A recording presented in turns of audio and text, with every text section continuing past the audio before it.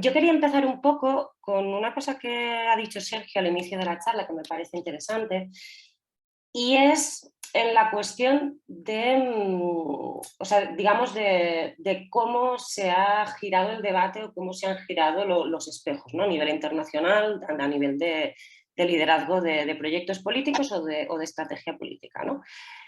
Digamos, ¿no? Si, como comentábamos antes, si a partir de 2015 el espejo, digamos, global y sobre todo europeo, fue Podemos, es evidente que en 2022 y seguramente ya de 2020 ese espejo ya no es Podemos, ya no es España en términos políticos y en términos de estrategia política, sino que seguramente hay que volver a mirar, ¿no?, las herramientas de América Latina, que ya son las que nos dieron las herramientas, ¿no?, para pensar un poco el contexto europeo en 2014 y en 2015, y seguramente pues, ¿no?, que ha aparecido, digamos, como gran actor europeo, en este caso la Francia insumisa y la NUPES de Francia, ¿no? Por lo tanto, yo me acuerdo, lo comentaba porque precisamente hace como pocos meses tuve una conversación con una eurodiputada de la Francia insumisa, que me decía que estaba prácticamente alucinando, ¿no?, de que ella se había dedicado como todos sus años de aprendizaje político a leer lo que había hecho Podemos, a leer lo que había hecho, ¿no?,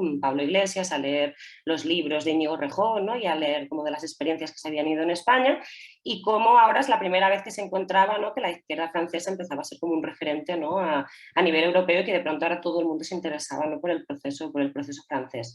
Bueno, creo que aquí hay que ser humildes, ¿no?, y entender que igual que, bueno, que nosotros iniciamos una serie de, digamos, de estrategias nuevas o de ideas nuevas, ¿no?, como que ayudaron al resto de Europa, en este caso sobre todo, ahora nos toca a nosotros aprender, ¿no?, de las estrategias que están funcionando y ser humilde respecto de esos aprendizajes, sin caer en la cuestión de que España es completamente diferente al resto de países, que ese discurso se oyó en relación a Francia, ¿no?, y en relación también a América Latina, sino que siempre hay aprendizajes y diálogo que hacer entre las izquierdas y entre los distintos países, sobre todo cuando se inicia una ola, digamos, victoriosa en otros territorios, y aquí claramente estamos en un contexto de marea baja o de desmovilización o incluso de hastío o de mal menor, ¿no?, un poco generalizado. Entonces, la primera cuestión que quería decir es que me parece sintomático y me parece un aprendizaje importante para España que el debate se sitúe en torno a un significante como un significante frente amplio, ¿no? Porque me parece que eso quiere decir muchas cosas. Es decir, si venimos, ¿no?, digamos, de una década, y eso tiene mucho también que ver con los países de América Latina, a los que mirábamos, ¿no?, como para aprender para la experiencia española, la idea, ¿no?, que se planteó desde un inicio era la del liderazgo populista sin intermediaciones, ¿no?, directamente con el pueblo, directamente a la convocatoria del pueblo, directamente a la convocatoria electoral en torno al pueblo. Es evidente que hablar de Frente Amplio es hablar de otra cosa, no es hablar de un liderazgo al margen, ¿no?, digamos, de las organizaciones populares sociales y la densidad social, sino que es precisamente hablar de la construcción de la unidad popular, que, como habéis dicho todos, no es lo mismo que hablar de la construcción de la unidad de la izquierda, y me temo que demasiadas veces, digamos, ese debate en torno al Frente Amplio en España se está dando en esos términos, en términos de la unidad de los partidos de izquierda, ni siquiera, ¿no?, de toda la izquierda o de todo el espectro, ¿no?, que podríamos considerar izquierda, ¿no? Por lo tanto, eso en sí ya me parece un aprendizaje válido, ¿no? Es decir, después de 5 años digamos, en el que esa idea del liderazgo populista sin intermediarios, que llamaba, digamos, al plebiscito permanente, organizativo y político, ¿no?, en todas las elecciones, es evidente que ahora, bueno, pues una de las cosas que hemos aprendido es que hay que construir desde la densidad social y que hay que construir desde lo disponible, ¿no?, y ya no con la idea esta de plebiscito permanente.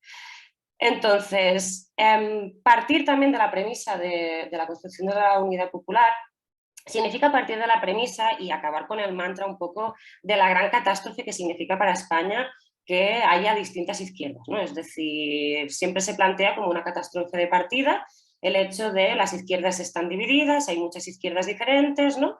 Y eso, digamos, se plantea como un problema endémico de la izquierda, sistémico, ¿no?, que de alguna manera nos impide avanzar, ¿no? y es como la fuente de los males de todo lo que nos sucede. Porque sobre todo además en España, digamos, incluso puede llegar a ser una buena noticia que haya diversas izquierdas que se agrupen en función de ejes territoriales, ejes nacionales, ejes ideológicos e incluso ejes programáticos, ¿no? Porque eso es precisamente, digamos, lo que no supimos construir en el ciclo anterior y que ahora, digamos, puede arraigar más, ¿no? Como en su territorio con sus propuestas políticas, ¿no? Por lo tanto, digamos, la pregunta que hay que plantearse siempre cuando se habla de Frente Amplio no es por qué las izquierdas o el bloque popular está dividido, sino cuál es el objetivo político que, a pesar de estas diferencias, nos encamina a trabajar juntos y juntas, ¿no? Eso yo creo que lo ha dicho Yuri también hablando del proceso colombiano. Pero los ejemplos, digamos, los ejemplos son claros, ¿no? En el caso de Melenchón, pues claramente el objetivo político era una enmienda, ¿no? a la Quinta República a partir de la cohabitación, ¿no? Que implicaba que él fuera primer ministro, o en Chile, por ejemplo, el objetivo político era capitanear desde la izquierda, ¿no? El proceso constituyente abierto en los años anteriores, ¿no? Por lo tanto, la pregunta es siempre cuál es el objetivo político, cuál es nuestro antagonista principal y cómo desde aquí, ¿no? Llamamos a superar las identidades previas organizativas, territoriales, nacionales o como lo queremos llamar, ¿no? Básicamente porque ¿no? O sea, yo creo, ¿no? Que la diferencia fundamental entre cuando hablamos de la unidad de la izquierda, la unidad popular y cómo se define esto, y creo que lo hemos visto en las elecciones andaluzas, es que la unidad de la izquierda se construye siempre desde una idea de supervivencia política o de poder por el poder, ¿no? Es decir, cuando hablamos de la unidad de la izquierda, siempre es en clave de qué mal estamos todos, qué mal resultamos sacar todos por separado, vamos a intentar unirnos para sacar el mayor resultado posible, ¿no? En cuentas básicamente electorales de poder y de pura supervivencia en contextos de reflujo como podría haberse vivido el actual, cuando la unidad popular siempre se piensa en tanto a un programa de transformación común, ¿no? A través de grandes demandas universales como las que sitúa, por ejemplo, de Francia o Chile, ¿no? Por lo tanto, una primera conclusión es que la unidad de la izquierda es siempre la defensiva, se construye siempre a la defensiva, y la unidad popular necesariamente se construye siempre a la ofensiva y en torno a un objetivo político que nos una, ¿no? Y entonces ahí creo que hay un ejemplo obligatorio que hay que poner, que es, por ejemplo, el de las elecciones andaluzas, ¿no? Es decir, el hecho de que todo el debate en torno a la candidatura de unidad en Andalucía fuera en torno propiamente a la unidad de las izquierdas, porque si no, ay, la que nos vamos a meter, ¿no? Por mucho que se quisiera, digamos, revestir a partir de un nombre, ¿no? Que en teoría no era una sopa de siglas, como por Andalucía, ¿no? Y con un arco iris, ¿no? Que digamos que venía a representar un logo nuevo, claramente era un debate en torno a cómo podemos llegar a sobrevivir, ¿no? Si no vamos juntos, y las conclusiones, digamos que fue en gran parte, ¿no? Una parte de las conclusiones fue atacar en este caso a Teresa Rodríguez por haberse presentado por separado, ya venían propiamente impregnadas de la propia dinámica, ¿no? Es decir, si la idea es que si vamos todos juntos pues nos irá mejor, ¿no? Únicamente como objetivo en sí, por lo tanto la culpa de si no nos va mejor es que vamos separados, ¿no? Entonces eso es básicamente una cuestión de supervivencia y de autorreferencialidad, digamos, que no avanza más, ¿no? Y eso es importante decirlo, ¿no? Quiero decir, el nombre no hace la cosa. O sea, es decir, la NUPES, por ejemplo, era una sopa de siglas y el nombre como tal es una sopa de siglas que une, ¿no? En plan, ¿no? Nueva unidad ecológica, digamos, el peor nombre histórico que alguien le ha podido poner a un, digamos, Frente Amplio, pero sí era percibido como un Frente Amplio y como un objetivo político superador a través de la propuesta de la cohabitación, ¿no? De Melenchón como primer ministro. En cambio, por Andalucía, por mucho que le cambiaras el nombre y por mucho que le dieras tintes de gran movimiento popular y tal, pues evidentemente pues el nombre no hace la cosa, ¿no? A partir de ahí, otra cuestión que quería plantear es, vale, ante, digamos, esta premisa que me parece como clara de la aparición del debate de los frentes amplios, es evidente que en España no estamos en cualquier contexto, sino que estamos en un contexto de reflujo político de un ciclo que fue muy prolífico, pero que de alguna manera ya se ha agotado y que puede estar abriendo ¿no? ciclos nuevos. Entonces, para mí, digamos, en este objetivo de la unidad popular claramente aparecen dos, ¿no? Y estamos viviendo en España dos riesgos muy claros y dos riesgos muy fundamentales. El primero es el riesgo del cierre identitario, ¿no? En un contexto de reflujo. Cierre identitario entendido en su máxima visión y su máxima, ¿no?, amplitud. O sea, un cierre imaginario, ¿no?, que fetichiza una cierta idea de clase, un cierre identitario que fetichiza unas ciertas ideas de izquierdas, aquí en este caso ya son varias diferentes en función de la familia política de cada uno, que fetichiza cierta idea del género o que fetichiza, ¿no?, en plan esa idea de ser los guardianes del catálogo cerrado de las coordenadas progresistas que tienen que ser siempre un pack ideológico completo en el que estamos en contra de los toros y a favor del LGTBI y en contra de no sé qué y en contra de no sé cuántos y todo lo que salga de ahí digamos, no forma parte de la posible construcción de unidad de demandas o propuestas políticas, ¿no? Todo eso es lo que nos aleja de lo que decía al principio de la contradicción fundamental y sobre todo de la generosidad, ¿no?, política que uno tiene que construir, ¿no?, o que pensar cuando se inmiscuye en un tipo de proceso, ¿no?, de unidad popular o de frente amplio, ¿no? ¿En qué sentido? En el sentido de que más allá que es evidente que siempre hay que respetar, ¿no?, como hay que respetar las dinámicas de cada partido, las sensibilidades de cada partido, las sensibilidades de cada formación, las sensibilidades de cada movimiento político, pero digamos, nadie que no esté dispuesto a mancharse en ese proceso, y mancharse me refiero a mancharse del proyecto general y a mancharse también del pueblo y digamos de las manifestaciones que pueda estar dando el pueblo en un momento dado, que en España en concreto van a ir a mucho más porque va a venir una crisis económica y claramente el cabreo va a llevar muchas más enunciaciones políticas de las que hemos estado viviendo en la pandemia, pues quien no esté dispuesto a mancharse, quien no esté dispuesto a impregnarse digamos, de lo común en su particular, que no entre. Y probablemente es mejor que no entre, ¿no? Digamos, porque eso es lo contrario a la lógica de la unidad popular. Y la segunda cuestión que yo creo que ha planteado Sergio también muy bien y en la que estoy completamente de acuerdo, el segundo riesgo que yo situaría también es el del voluntarismo político, ¿no? O sea, el voluntarismo político entendido en dos sentidos. Entendido primero en la idea de que en España además eso se ha venido dando, ¿no?, con Más País, ahora bueno, vamos a ver exactamente, digamos, en lo que acaba siendo el Sumar, pero lo vimos en Más País, lo vimos en varias, ¿no?, intentonas de Podemos. Es esa idea, ¿no?, de que constantemente y en cualquier contexto político uno puede hacer tabula rasa con todo lo anterior, ¿no? En plan, oye, no me gusta lo que hay, esto se ha desviado, tal, por lo tanto, tabula rasa, momento populista, momento tal, convoco al pueblo, venga, todo lo demás fuera, ¿no? Porque, digamos, si algo creo que también enseñó, por ejemplo, la experiencia de Más País, es que esto no funciona, ¿no? Quiero decir que eso puede funcionar en un momento dado, en un contexto concreto de acumulación de fuerzas, de demandas, de organización y de ofensiva política que se dan en sí de la ciudadanía y no desde los partidos en este caso, en el recoger eso, pero que no puede ser como constantemente la solución a todos nuestros problemas, ¿no? Porque eso es lo contrario, digamos, de lo que decía antes, ¿no?, de este proceso de Frente Amplio de Unidad Popular, que claramente es el espejo de lo que estamos viendo en otros territorios y de lo que está funcionando, ¿no?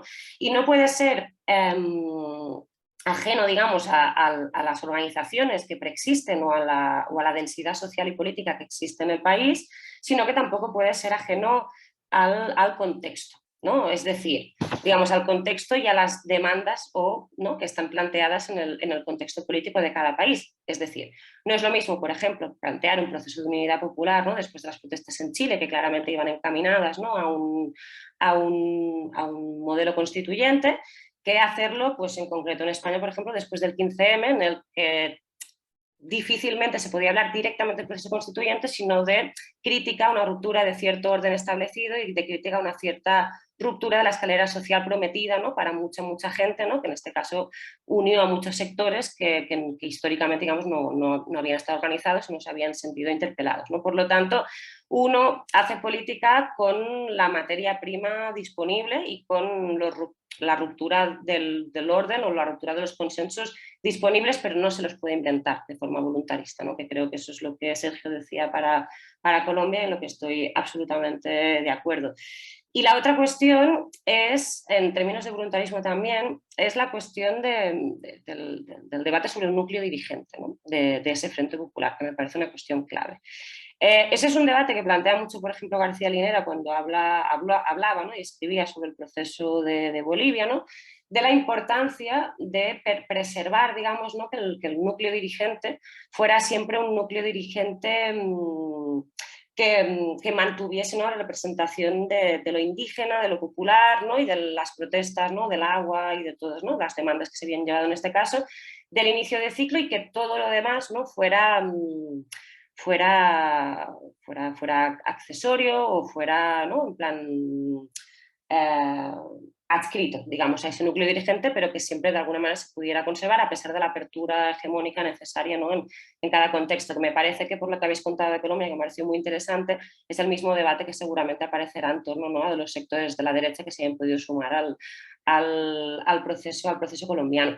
Y eso tiene que ver, ¿no? en este caso, con el núcleo dirigente representativo de lo que creamos que tiene que dirigir al bloque popular, pero también en el programa ideológico, ¿no? Es decir, por ejemplo, no es lo mismo, ¿no? plantear ese Frente Popular con una primacía absoluta de una Francia insumisa, ¿no? que en este caso arrasó con un 22% a todo el resto de fuerzas políticas de la izquierda, que plantearlo, por ejemplo, en España, donde, digamos, esa correlación de fuerzas, más allá del liderazgo claro, en este caso de Yolanda Díaz, pues no es tan clara. Y hay que decirlo así, no es una correlación de fuerzas tan clara como la que sucedió en Francia, es que se midió políticamente en las urnas y que dio como resultado, ¿no? un liderazgo programático político, ¿no? y de liderazgo de la Francia insumisa, la Unidad Popular en este caso, y Jean-Luc Mélenchon. Y la otra cuestión, ya que quería simplemente anunciar, ¿no? más allá de la necesidad ¿no? de pensar, ¿no? lo que es la unidad popular y no la unidad de la izquierda, es la idea de también, digamos, cuando hablamos de Frente Amplio, pensado también, ¿no? que a veces cuando nos imaginamos el Frente Amplio, básicamente lo que nos imaginamos es una especie de coordinadora de partidos, ¿no? de coordinadora de organizaciones que se reúnen y hablan entre sí. Creo que hay una reflexión que claramente en España, digamos, un error que claramente no podemos volver a cometer y que en España ha sido muy claro, que es que, digamos, estas coordinaciones entre los distintos espacios políticos, que en España se vino a llamar espacio confederal, mesa confederal, ¿no? o llámale X, entre los distintos partidos bueno, partidos, sí, porque en este caso solo era de partidos, no pueden ser, ¿no? como solo espacios de coordinación entre partidos que de alguna manera son como cabezas flotantes, ¿no? que planean en el aire y no tienen como ninguna relación con la densidad social y popular de su país, ¿no? sino que las organizaciones políticas deben trabajar una tendencia republicana, ¿no? republicana en el sentido de que su base social, política, debe ser tan plural como la base comunitaria operativa de su sociedad de lugar, ¿no? Y con eso, en España me refiero concretamente al debate, evidentemente, plurinacional, territorial